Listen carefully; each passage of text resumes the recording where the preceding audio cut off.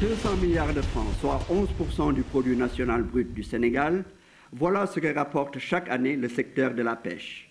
70% de la production halieutique est assurée par la pêche artisanale. Elle emploie plus de 52 000 pêcheurs et près de 50 000 femmes. Des femmes cantonnées dans les activités de commerce et de transformation des produits de la pêche. Derrière ces chiffres impressionnants se cache cependant une triste réalité, celle du travail des enfants. Garçons et filles mineurs, âgés de moins de 15 ans, travaillent dans un milieu hostile. Ils se retrouvent en haute mer, sur les plages, les débarcadères et les sites de transformation des ressources de la mer. Ils y mènent des activités dangereuses pour leur santé et leur développement. Une situation difficile qui a motivé l'intervention d'Enda Graf. L'ONG Enda Graf a pour vocation de faire des recherches-actions dans les domaines qui tournent autour de l'environnement, de la lutte contre la pauvreté, mais aussi de la prise en charge de la protection sociale des enfants et de la citoyenneté. C'est dans ce titre que des interventions ont été faites dans des sites différents qui tournent autour de la région de Dakar. Et c'est comme ça que nous nous sommes rendus compte que la problématique de la protection des enfants se posait et qu'il fallait trouver une solution. Dès lors, nous avons élaboré, conçu un projet que nous avons soumis à l'IPEC-BIT qui a eu à valider et à élire et à financer ce projet. Ce projet s'est toujours focalisé sur ce qu'on appelle les conventions 138 et 182 qui portent sur la problématique de la protection sociale des enfants. Et alors, nous nous sommes dit que si nous voulions prévenir l'entrée précoce et retirer les enfants, il fallait proposer des alternatives crédibles aux parents. Et c'est en ce sens que nous avons conduit à mener l'action qui porte sur le retour des enfants de moins de 12 ans à l'école en leur proposant des bulletins de naissance pour ceux qui n'en avaient pas, mais aussi des cours d'appui, mais aussi des fournitures scolaires et une couverture médicale.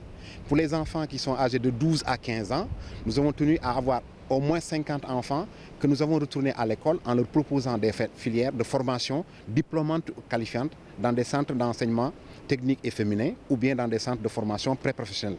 Et c'est ce qui a fait que donc, quand nous avons fini avec ces enfants, nous nous sommes attaqués à l'autre tranche qui veut de 15 à 18 ans que nous allions vers les employeurs pour négocier la réduction du temps de travail, mais aussi améliorer les conditions de travail en mettant à disposition des gilets de sauvetage, mais aussi des toiles cirées ou bien des GPS et ensuite des masques et pour aider les enfants donc à améliorer leurs conditions de travail. C'est vous dire que donc à terme nous avons atteint 2406 enfants qui ont été dans des situations de travail dans la mer et que nous avons eu ou soit à prévenir l'entrée précoce ou à retirer complètement du travail dans les métiers de la mer. Le village traditionnel de Han illustre bien l'attraction qu'exerce la mer sur les enfants. Des jeunes, poussés par le besoin ou par leurs parents, abandonnent tôt leurs études pour se consacrer aux travaux de la mer.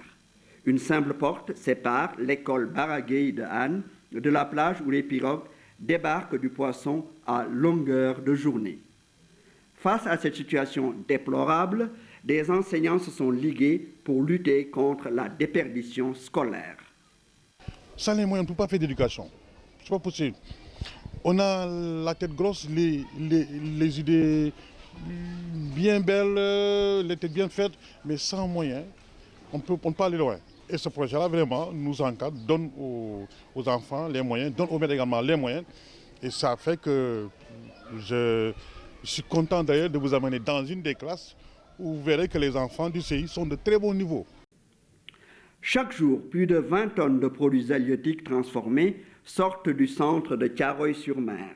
Ces produits, qui font la particularité de la gastronomie sénégalaise, sont très prisés par les ménagères. C'est dire l'importance économique et financière de ce lieu. Une bachelière reconvertie dans cette activité rentable nous accueille. Elle est le point focal du projet.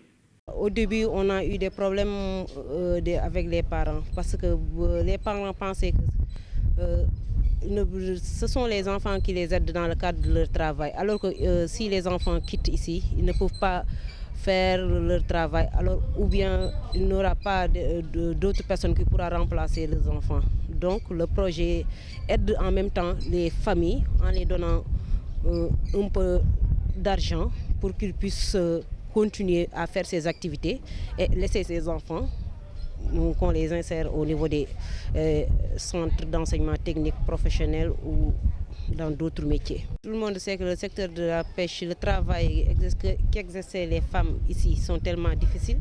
Parce que vous voyez au niveau de la site de transformation, peut-être il y a une certaine partie qui a été faite par les hommes, mais la plupart du travail a été fait par les femmes. Donc, particulièrement les enfants, ce sont eux qui se trouvent au niveau des clés de séchage en train d'étaler les poissons. Ce sont eux parfois qui transportent les bassines remplis de poissons. Et tout le monde sait que ça, c'est un peu dur pour des enfants de certain âge. Je ne sais comment remercier Enda pour avoir pris en charge ses enfants retirés du monde très dangereux de la pêche. Nos enfants fréquentent maintenant des centres de formation pour lui apprendre toutes sortes de métiers. Enda leur donne gratuitement des fournitures scolaires. Toutes les démarches administratives sont effectuées par le projet. Pour nous, la poursuite du projet est vitale pour l'avenir de nos enfants. Avant, ils traînaient sur la plage sans aucun avenir. Maintenant, ils sont assurés de trouver un travail intéressant. sama doom bu jigéen muy wax Seynabou Kane depuis bi ma amee ay jafe-jafe ci wàllu njàngam ñu dàq ko ki koy jàngal xamal ma ni ma Nabou mën na jàng moyen yi la waaw. Je me félicite du soutien apporté par Enda aux transformatrices des produits de la mer. mu commencé jàng ci la démarré. Enda nous a donné tous les moyens d'améliorer nos conditions de vie. Personnellement, j'ai été doublement comblée par le projet. Ma fille et mon garçon ont été retirés de la mer. Ils sont maintenant dans des centres de formation. Ils sont très heureux de la chance qui leur a été donnée. Ma fille, qui avait des problèmes scolaires, a bénéficié de cours d'appui. À présent, elle se débrouille très bien à l'école.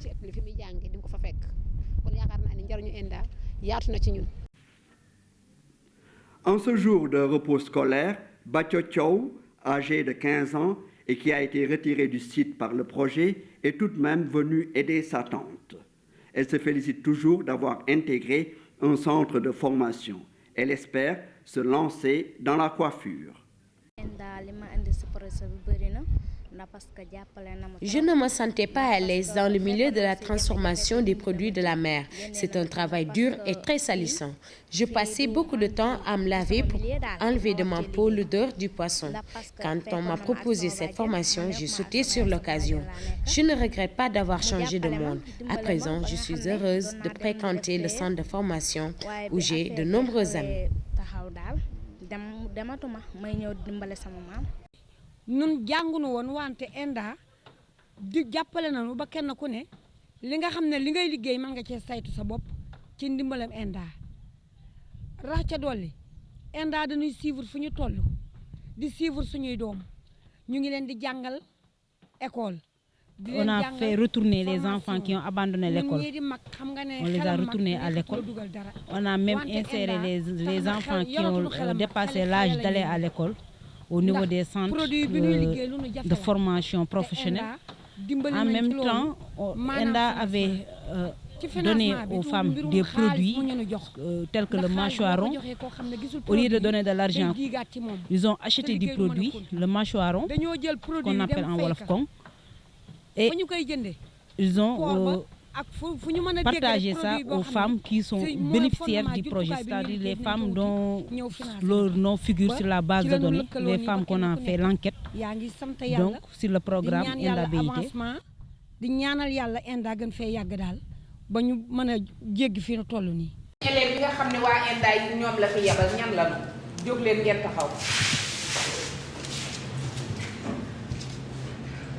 Au centre d'enseignement technique féminin de Thiaroye-sur-Mer, des jeunes filles qui ne sont plus soumises aux durs travaux de transformation du poisson sont fières de se retrouver sur les bancs.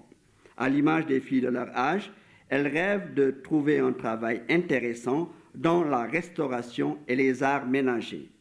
Un rêve qui se réalise très souvent, à en croire les formateurs.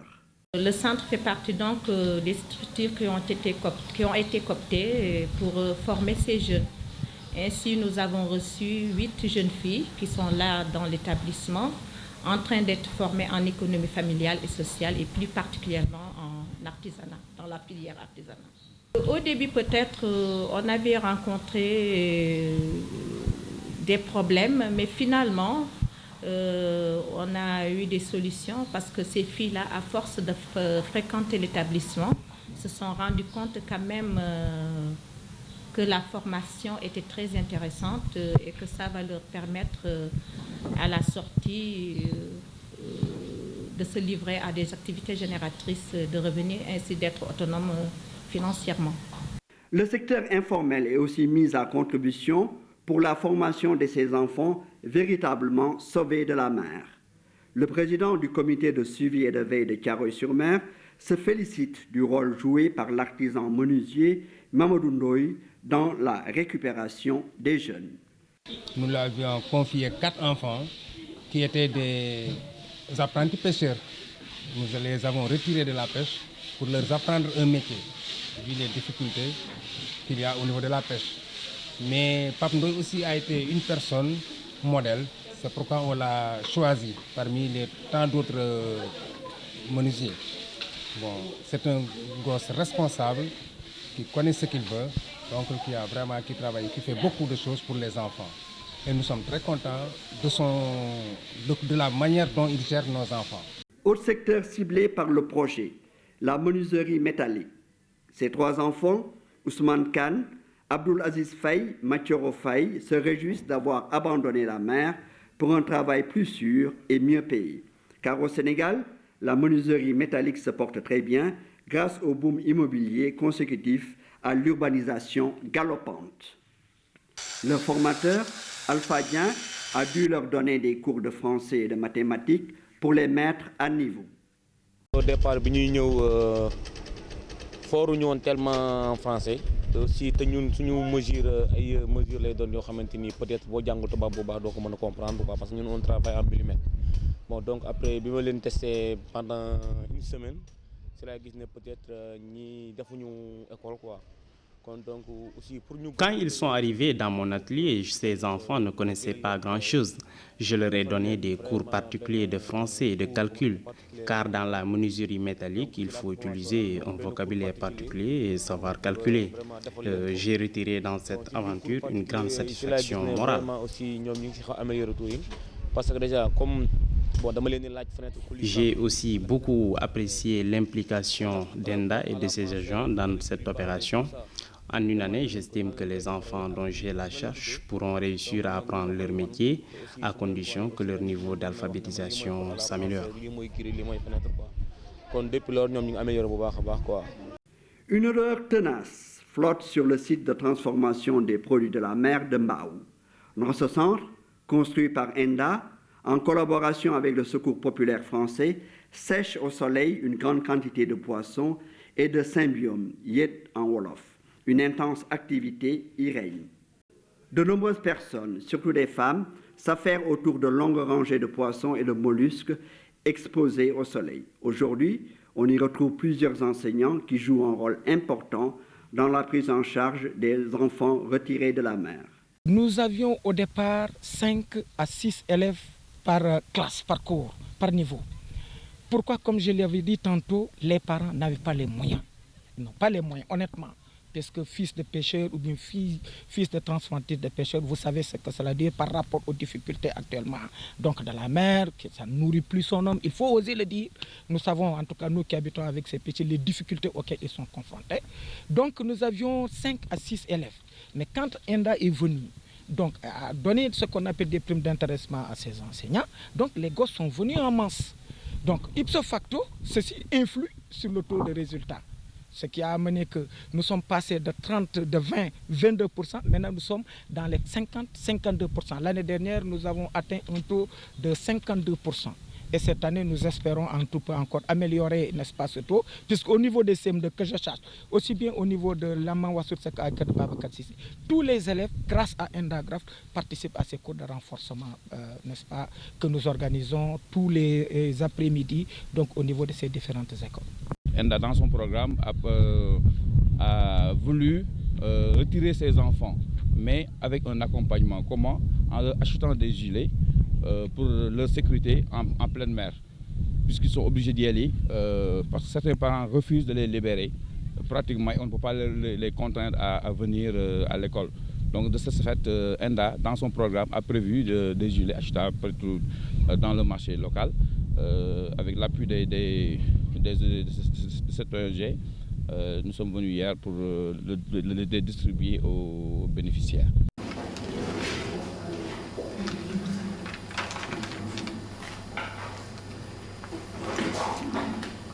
Pour que chaque jeune en difficulté s'épanouisse, cette devise du complexe socio-éducatif de Mbao cadre parfaitement avec les objectifs poursuivis par ENDA GRAF. 15 filles et 2 garçons, parrainés par le projet, y suivent des cours de teinture, de couture, de cuisine, de métallurgie et de peinture. Une formation diplômante qui ouvre d'excellentes perspectives d'insertion aux jeunes. Dans l'analyse complémentaire que nous avons eue tout au début de l'exécution de ce projet, nous nous sommes rendus compte que l'ensemble des projets qui étaient déroulés autour de la problématique de la protection des enfants mettaient les enfants dans la périphérie. Ils n'avaient pas droit à la parole. Nous avons tenu donc quelque part à restructurer la dynamique que nous avions empruntée en mettant les enfants en pôle position pour que dans chaque structure qui est mise en place, pour que dans chaque instance où l'on discute et l'on prend des décisions portant sur ces enfants, qu'au moins ces enfants soient représentés, mais aussi que leurs parents aussi soient représentés pour régler des problèmes juridiques, parce qu'un enfant de moins de 15 ans n'a pas droit à certaines choses, surtout quand on se réfère aux conventions 138 et 182. Le seul problème que je voudrais souligner, c'est que c'est dommage si le projet doit s'arrêter en si bon chemin. Parce que si on doit mettre des enfants dans des ateliers de formation, ensuite les laisser comme ça, bon, je ne sais pas ce qu'ils vont devenir demain. Parce que aussi, il serait plus intéressant de les mettre dans des ateliers et les appuyer au moins pendant une période de peut-être 2 ou 3 ans pour ensuite demander des résultats.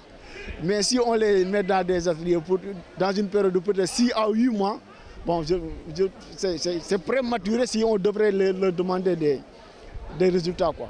Le secteur de la pêche a été mis en avant parce que chaque pays avec ses caractéristiques. Bon, la Convention 182 a défini des pires formes de travail selon des catégories. Il y a des catégories qu'on appelle les pires formes indiscutables, c'est-à-dire universellement admises, telles que le travail forcé, telles que l'esclavage, l'utilisation des enfants à des fins d'exploitation sexuelle, etc. Mais aussi, une autre catégorie très importante, c'est les travaux dangereux. Et là, il est laissé la latitude à chaque pays en fonction de son développement socio-économique, en fonction également de ses réalités, de définir ce qui est un travail dangereux pour un enfant. Et au Sénégal, il y a eu des concertations nationales sur la question. Et les secteurs de la pêche, les secteurs du travail domestique et de l'agriculture ont été identifiés comme des secteurs où des enfants sont astreints à des pires formes de travail, c'est-à-dire à des travaux dangereux. Et dans le cadre maintenant des différents objectifs, notamment en matière d'intervention directe du projet, le secteur de la pêche a été ciblé pour mener une intervention pilote en matière de prévention et de retrait des enfants des travaux dangereux de la pêche. Notre objectif, c'était déjà de prévenir l'entrée des enfants dans le secteur de la pêche, de travailler dans la pêche, mais aussi d'en retirer un certain nombre. Globalement, il s'agissait de prévenir ou d'empêcher l'entrée précoce du travail des enfants pour un nombre de 1300 enfants étaient ciblés. Et pour retirer les enfants, 650 ont été ciblés. Mais aujourd'hui, au final, en tout cas selon les derniers rapports que nous avons reçus et à la suite également des missions de terrain que nous avons effectuées, il s'est avéré que ENDA a touché plus que la cible qui lui a été assignée. Aujourd'hui, au lieu de 1950 enfants, nous voyons que ENDA a touché 2777 enfants, dont ENDA a touché 2777, dont 1304 garçons pour des services éducatifs, 1431 filles, 31 filles pour les services éducatifs, maintenant plus 42 enfants qui ont été retirés dans le cadre de services non éducatifs. Parce qu'en fait, dans le cadre de la prévention et du retrait, il y a des activités qui sont liées à l'information et la sensibilisation. Mais il y a aussi l'offre d'alternatives éducatives, telles que dans le cadre de l'éducation formelle, mais il y a aussi l'offre d'alternatives de formation qualifiante, c'est-à-dire la formation non formelle. Et au total, 2777 enfants ont été touchés sur un objectif de 1950. À la fin de ce projet, l'objectif c'était d'arriver à la mise en place d'un programme assorti de délai. Ce programme assorti de délai devait normalement courir à partir de 2007 jusqu'en 2015. Mais peut-être aujourd'hui, on peut dire que le projet a eu une extension, parce que devait s'arrêter en décembre 2006. Il y a eu une extension jusqu'en décembre 2007. Mais l'objectif initial, c'est qu'au mois de décembre 2007, qu'on puisse arriver à un programme assorti de délai qui serait sur la table du gouvernement et qui devrait le financer au niveau national pour éliminer les pires formes de travail des enfants. Mais également, je pense que les ONG, les organisations non gouvernementales, également ont leur partition à jouer. Et je pense que c'est à eux, il leur appartiendra de pérenniser, de créer les conditions de durabilité également des actions qui sont déjà entreprises dans leur domaine, dans leur zone d'intervention.